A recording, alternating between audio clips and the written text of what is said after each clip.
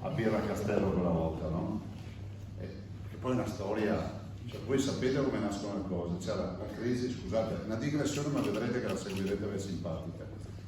Va in crisi Heineken dice che vuole chiudere, quindi c'è il tema storico, produttivo, l'occupazione, iniziano i presidi, ma a stare a casa sul divano non si combina mai niente. Adesso vi dimostro io perché. Sono state le 2 di notte, sono in piazzale Roma, torno da non mi ricordo più da dove, per prendere la macchina, mi ferma un amico, mi fa: ciao, ma ho letto che ne è questa storia a Pedavena, fossi io un'azienda interessata a dare una mano. Da così è nata sta roba. Ovviamente non ci ho guadagnato niente, non ci ho guadagnato nulla, ma va a ringraziare, se era morta, Pedavena era morta. Stiamo parlando fra l'altro della più grande birreria d'Italia, oltretutto per quanto riguarda la mescita, dopodiché lo stabilimento è una roba storica. E grazie alla preside ha dimostrato che una scuola si può gestire anche con visione imprenditoriale. Ringrazio tutti quelli che hanno lavorato.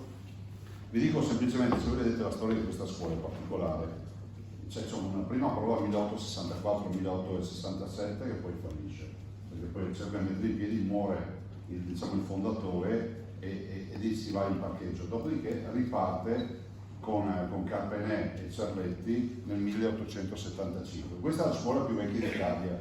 Ci sono 10 scuole enologiche in Italia, fatte tutte sul modello della scuola di Conegliano. Questa è la Regia Scuola Enologica di Conegliano. Questa è una scuola che ha avuto personaggi famosi, uno tra i quali è appunto Manzoni, che è stato preside, come diceva la preside, e ci permette di andare in giro per il mondo a gonfiare il petto, perché comunque gli incroci Manzoni sono delle tipologie di vino che si troveranno tra le 12 tipologie, se non sbaglio, che verranno commercializzate dall'Eurovevante. Guardate,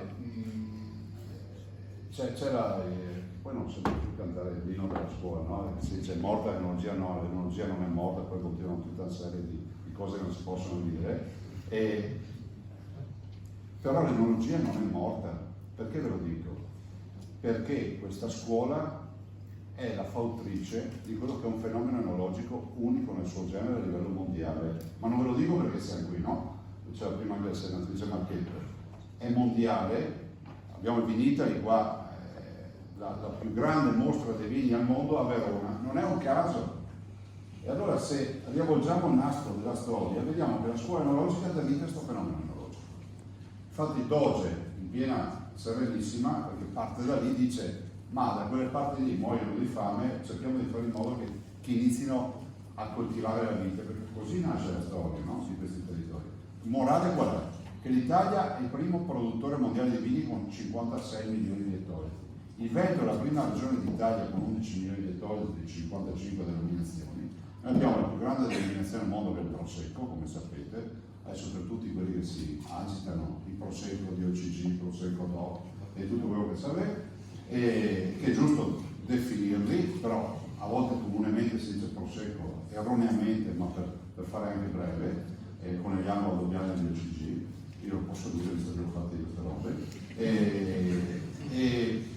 E poi voglio dire, quindi questo fenomeno enologico è stato portato nel mondo. Se voi pensate, andate in Nuova Zelanda c'è un fenomeno enologico. Pensate, in Nuova Zelanda trovate ancora oggi i testi con Romeo Bragato Addresses, cioè gli indirizzi di Romeo Bragato, ex allievo della scuola enologica, che prende, va lì, si porta le barbatelle e dà vita a un fenomeno enologico in Nuova Zelanda. Andate in America Latina, trovate, se voi andate nel Brasile, al sud, il Rio Grande del Sul e quelle zone lì, voi a un certo punto vedete che sparisce la foresta tropicale o quello che è, cioè i palmeti, tutte queste robe, i banani, eccetera, e poi viene sto colpo e dice: Valdobbiadene, vedete i platani lungo le strade, i vigneti coltivati con le lavorazioni di stile Valdobbiadene, ci sono questi eventi, sono andati, e la lingua ufficiale è greca, e lì abbiamo portato le viti.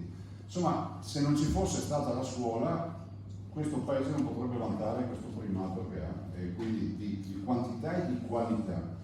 Io non aggiungo altro, spero che si possa portare fortuna a questi ragazzi di questa scuola, anche perché adesso varrebbe la pena di coinvolgerli oltre alla produzione anche in quello che è la commercializzazione, capire che cos'è la commercializzazione. Io quando sono arrivato ero assessore provinciale, la cantina era chiusa, la luce era chiusa, i magazzini erano crollati con gli attrezzi agricoli sopra, per esempio i trattori sotto da anni. E c'è un disastro qua non è neanche più agibile. Insomma, l'abbiamo recuperata tutta, avete questo 7 ettari, 11 ettari, quanti sono quei collina?